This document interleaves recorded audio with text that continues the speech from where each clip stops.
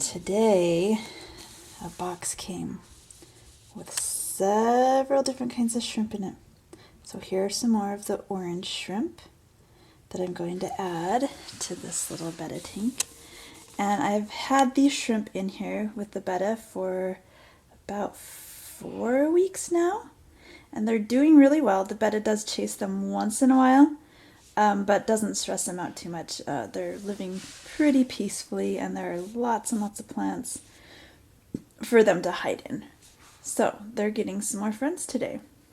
So the most important thing for these little shrimpies is that they are very slowly acclimated to the temperature. They are very, very sensitive to temperature change. So I'm going to just cut this open. This is called a breather bag. So this bag actually allows for oxygen exchange to go through the bag. Okay, here we go. Here they are. Make sure there's no little shrimps that got left here in the bag. There are not. That's good.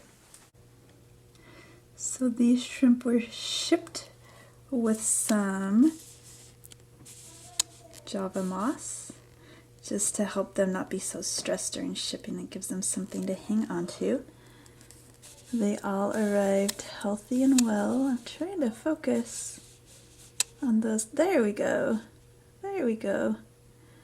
Alright, so the last thing you want to do is just dump these guys right into their tank, because the temperature change will shock them and they will very likely die. So we're going to drip acclimate them. So I've dumped them in here, as you just saw, with their water that they came in. And we're going to get a drip system set up here so they can slowly get used to the water temperature and parameters.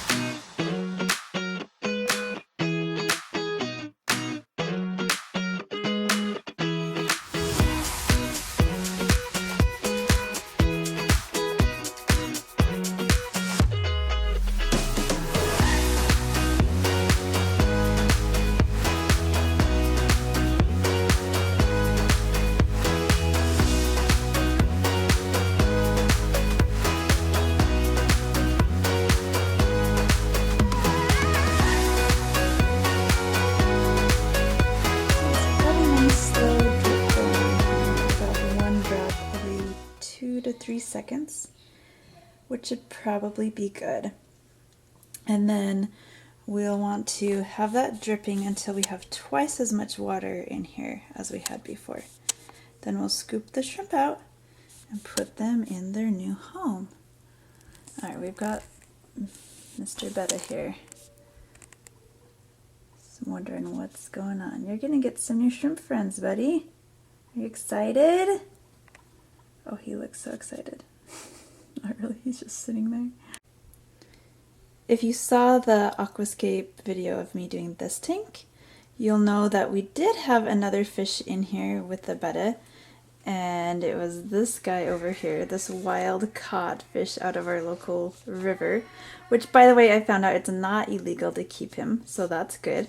It was just illegal to catch him because my son didn't have his fishing license. But anyway, we had to separate them, not because of the betta. I thought the betta might be too aggressive, but actually because that fish was too aggressive. That fish was a fin nipper and was ripping up this poor guy's beautiful fins and stressing him out. So we had to separate them. So I ordered these guys from Soshrimp.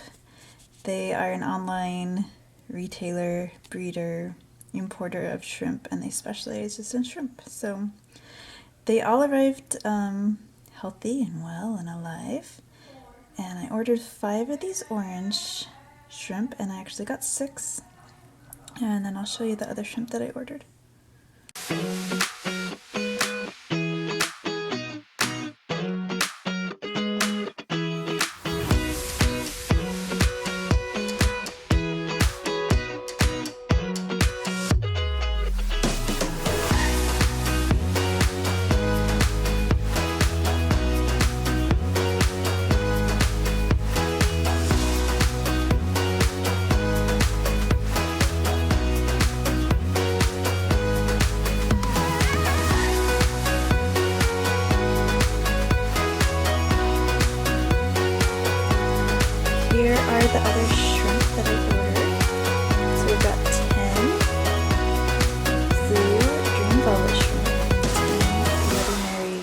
shrimp.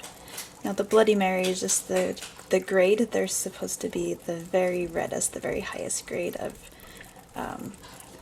the red shrimp.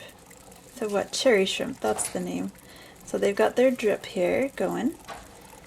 And you guys, I know that putting them together will result in mixed babies. So the babies, you know, they won't be cool and red and blue striped. That would be awesome. They'll actually most likely just be brown, chocolate, maybe clear with some brown on it. But that's okay. They'll still be cute. I was actually originally going to put the blue shrimp in one of these tanks and the red shrimp in the other tank. Now these are my 10-gallon tanks that I will be using to raise up my African cichlid fry. And I thought, oh, they'll be fine in here because the fry will be so tiny. They won't hurt them at all. And we've got some little guys in here right now that are waiting to go in the main tank. So I actually got some ghost shrimp. Here is one of the ghost shrimp that I've had for about 2 weeks, I think. I went to all the Petcos and PetSmarts in my area, like within half an hour of my house, looking for more of those cute little orange shrimp or even some cherry shrimp or blue shrimp, and nobody had any. But these, I did find these, and I decided to just go ahead and get these and, you know, practice raising some easier shrimp, because these ones are the easiest ones to raise. And they're doing really well. I actually have 2 in here that are buried. Here's this guy that keeps swimming around. Buried means that they're carrying eggs, like little berries. Those ones usually are hiding. So anyway, all of the shrimp except for the orange ones are going to be going in this tank. So this is the shrimp tank. It's a 20-gallon long. And originally I was going to try to do Caridina shrimp. My little boy saw the crystal red Caridinas, and they are so pretty. They look like candy canes, and he called them candy cane shrimp. And I was like, yes, we're going to do candy cane shrimp. It's going to be awesome. But just the more I've read about them, I'm just really nervous that I will not do a good job taking care of them because they are more fragile than the Neocaridina, which are these other shrimp that I have. Neocaridina are easier to take care of. They don't need as soft of water, and they're not quite as sensitive. So we are going with these guys. And like I said, I was going to separate their colors so they won't interbreed, but I'm just going to put them all in this tank because those little tiny cichlids over there, I did an experiment with the crystal shrimp. Put a few of the biggest ones in there, and ghost shrimp, not crystal shrimp, ghost shrimp. One of them got eaten even by those tiny little fish, and so it's not going to be a safe, good environment for these guys if I put them in there. Plus the water is way too warm. The African cichlids need, you know, at least 77 degrees, where these guys are much happier with like around the 68 degree range. So this is going to be my shrimp tank. I'm going to do a video about me aquascaping this. Now, I'm not happy with it right now. It's got a ton of brown algae. Here's a close-up of the brown algae. It's actually not an algae at all. It is little tiny microscopic animals, actually kind of more like a bacteria. I can't remember what it's called now. I'll put it up here on the screen. But I've got this in all my tanks. Like, my tanks are just going through this ugly stage where I've just got it everywhere. And the plants, these plants aren't really even planted. They're growing lots of little babies out of their leaves. So I'm going to re-aquascape this probably in just, I'm probably going to wait a couple months. I really want these shrimp to settle in before I mess with anything. But look at these little baby plants just growing off of my leaves and not looking very nice. So I'm going to let them grow a little, get bigger, and then I'll replant them as I redo the aquascape. I really like the idea of the aquascape. I like the hardscape with these 2 big pieces of wood, and especially the one coming out. I'm going to put an orchid on there, and it's going to be really cool. But right now it's not looking very nice. So even though this brown algae or these diatoms look really yucky in the tank, They actually can't hurt anything except for the plants. If they cover the plants won't be able to photosynthesize. But if you look closely, you'll see these little white things moving around. See if I can get them to... No, they're not going to move. We'll watch. We'll watch and see if they... Oh, there we go. So these are little tiny crustaceans, and they're actually highly beneficial. They feed on... Oh, there are some shrimp whiskers from a ghost shrimp there. A ghost shrimp walking by. So you can see how very tiny these are. Very tiny. I've got my macro lens. Oh, there's one. There's one. You can actually kind of almost see what it looks like. These are copapods.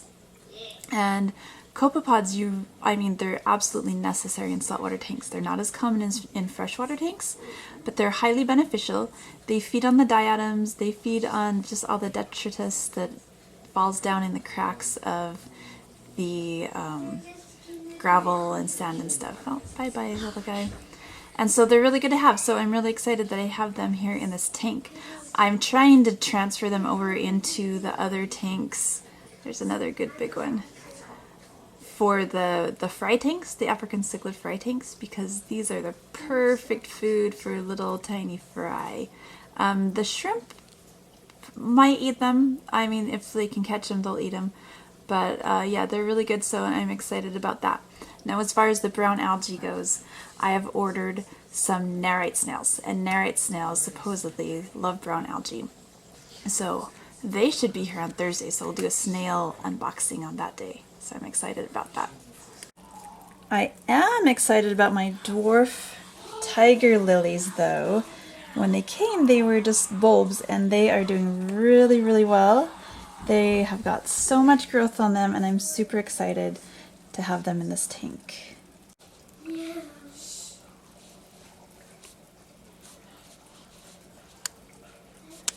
They're looking so good, and I got 11 of these instead of 10 each, so that's kind of exciting.